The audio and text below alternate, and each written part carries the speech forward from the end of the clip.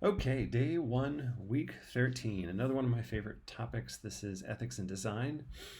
Really great exercises this week. It'll get you to think deeply about um, the particular problems in front of you, and maybe you might see some of the things you've done in the past and think about them differently as you work through this.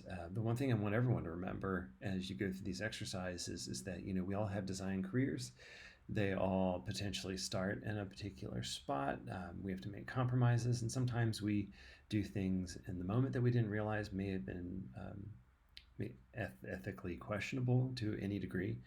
Um, but we all grow, and we all grow as designers, and ethics is a very, very deep and complicated subject that can take a little bit of trial and error to learn to approach well and to have full consideration. And I would say none of us have a completely perfect consideration or understanding of ethics in our lives. And it's something that I think transcends generations. So if you are a perfectionist, don't beat yourself up as you go through this week. It's a tough topic, and we all work to do the best we can every single day.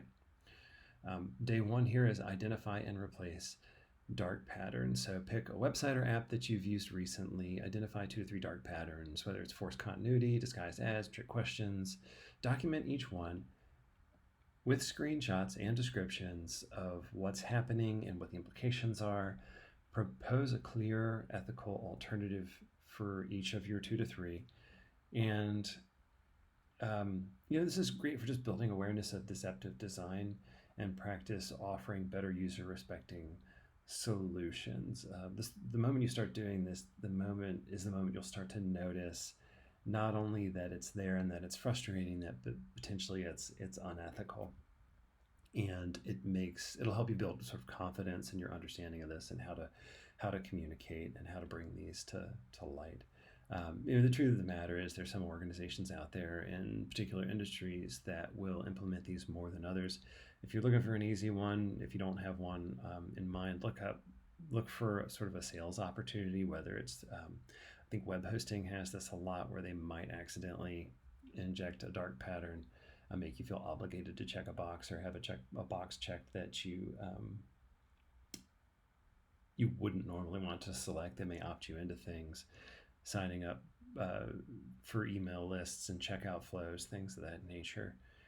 But it could be a fun challenge to look for something that's more hard to find. Maybe an organization that prides themselves on not having any dark patterns and finding some that still may exist at a more subtle level. Just depends on what sort of exercise you're in. We have an article here, a topic rather, from the Interaction Design Foundation on dark patterns, and it should help explain to you the nature of it. It may be good to read through this first and then go look at the dark patterns and then read through this again just to get that iterative reflection on the topic and help you see things that maybe you didn't before. Day two is design a transparent consent flow. So design a data collection consent flow for a new app and make sure there's a clear explanation of what's being collected, why, and how it's used. The GDPR flow, if you don't have it on your site, which, it's it might be a good one to work through or improve. Offer opt-in, opt-out choices, not just an accept all.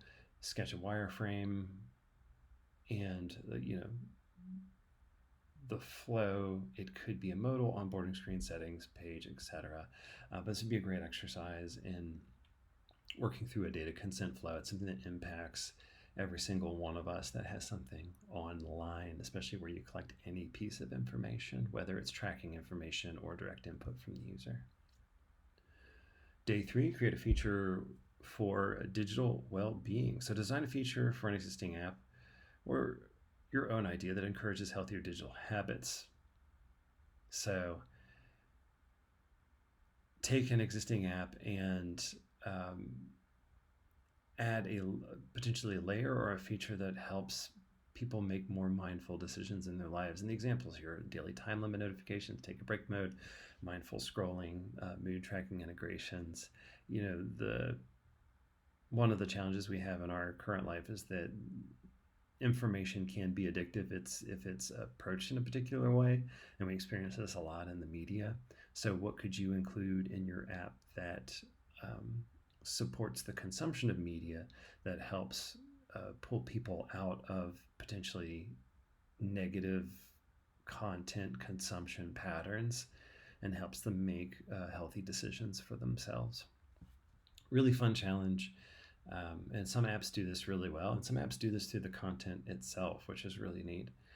But think about ways that you can create a feature for digital well-being.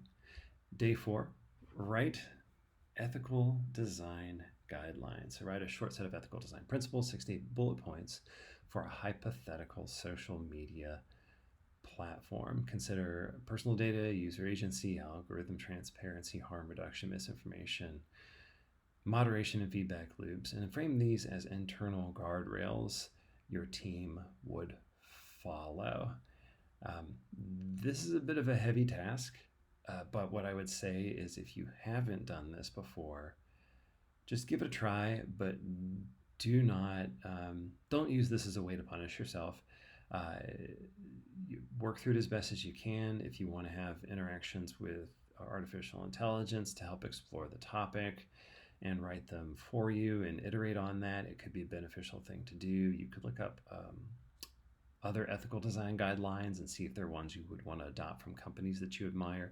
You may go to a company that you'd like to work for and see if they have any ethical design guidelines and see which of them matter to you. You may find out that company design guidelines aren't as ethical as you'd like them to be. It may change your perception of them. But one way or another, produce a set of your own that might be ideal for you, or maybe ones that if you were to work for a company or for the company you work for, you might propose to them.